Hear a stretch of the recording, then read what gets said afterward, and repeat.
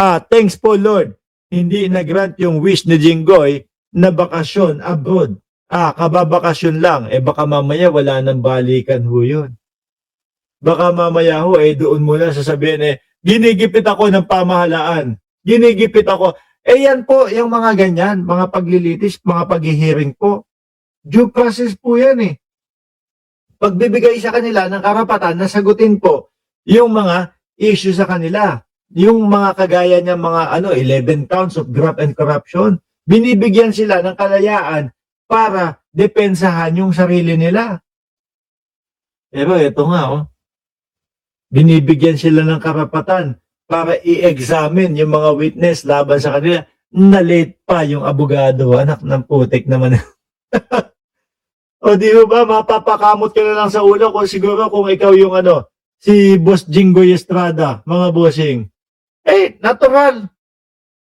Pwede mong idahilan doon na ito pong mga witness, ito pong mga nasa harap. Sabi ni JR, Sir, ano comment mo sa performance ni Yorme Isko Moreno as mayor ng Maynila? Hindi ko alam, sir.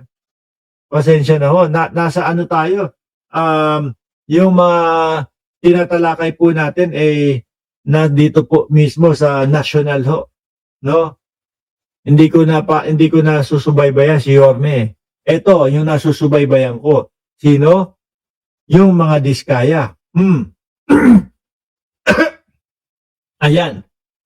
Biruin mo, naniningil na si Curly Diskaya doon sa mga congressman, senador, yung mga politiko na nabahaginan niya or naanuhan niya, na-advance paymentan niya.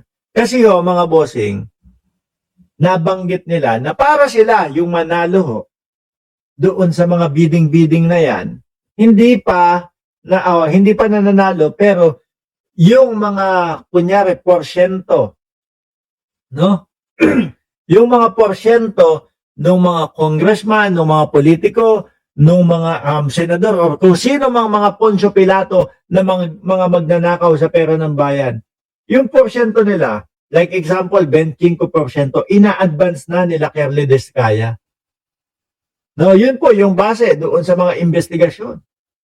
Like, kung in 2 months or 3 months, no, sabi ni Isa Fernando, thanks Mark for reading my comment. Finally, live talaga.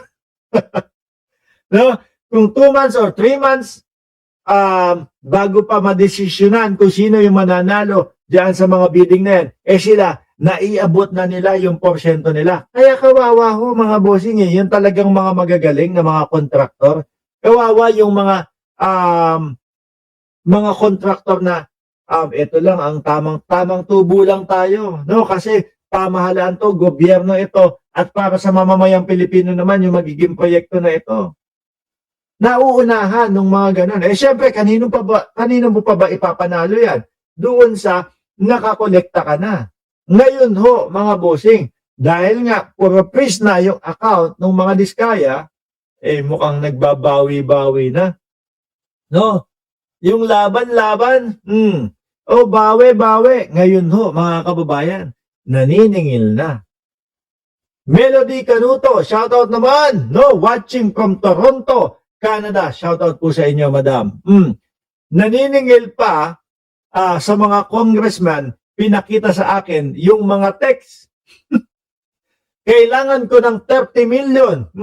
Dahil naka-freeze ang account namin, kailangan ko ng pambayad sa abogado. Bakit mo ite-text yung mga congressman ng ganun? Hindi ko lang alam kung ilan ang tinext ni Diskaya na inuutangan niya. Ang tingin ko dito, hindi inuutangan.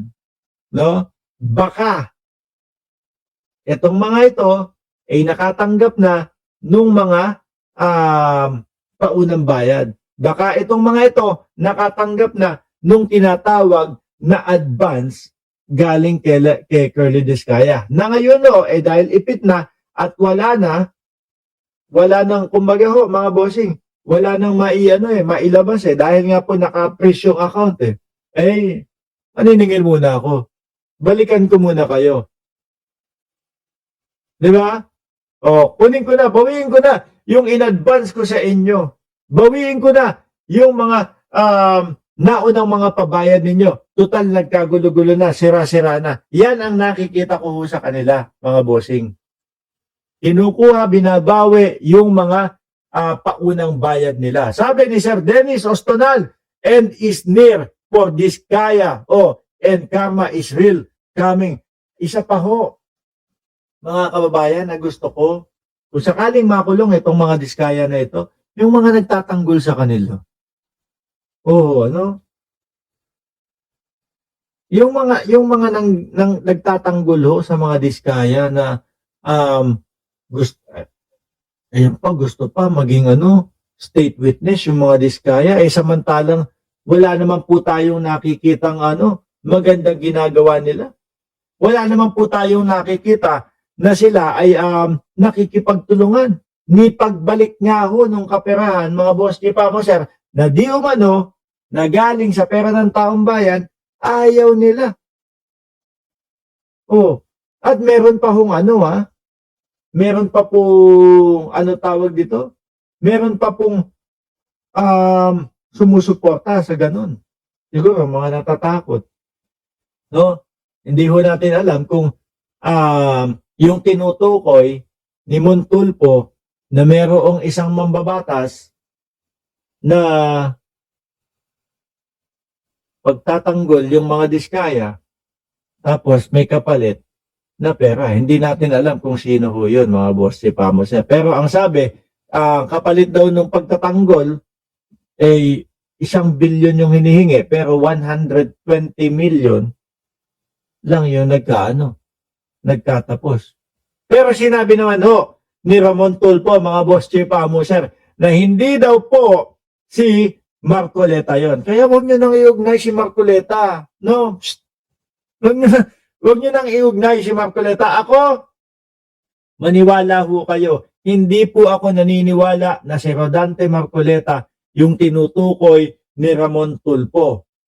No, hindi ho ako naniniwala. O sige nga, tanong ko kayo dyan sa comment section. Press 1 nga kung naniniwala kayo na ang tinutukoy ni Ramon Tulfo ay si Marcoleta. Press 2 kung hindi kayo naniniwala na si Marcoleta yung tinutukoy. Ako ho kasi, kung tatanungin nyo ako, press 2 ako. Hindi ako naniniwala na si Marcoleta yun. Sabi ni Ma'am Remin of Yel, 1, Joel Depan, naniniwala. Sa tingin nyo talaga si Marcoleta yung tinutukoy doon? Galit sa inyo yan. Bahala kayo. Basta ako nagtuwa ko, ha? Basta ako nagtuwa ko. No? Ang dahilan ko, yun yung sabi ni Ramon Tulfo, hindi daw si Marcoleta yun, Puro 1 kayo. So naniniwala kayo na nakatanggap ng 120 million si Marcoleta sa mga diskaya? Kaya ganun na lang ang pagtatanggol ni Marcoleta sa mga diskaya? Kaya talagang pilit sa pinipilit ni Marcoleta na maging state witness ang mga diskaya. Basta ako to. Bahala kayo dyan. Basta ako to. Bahala kayo dyan, mga bossing.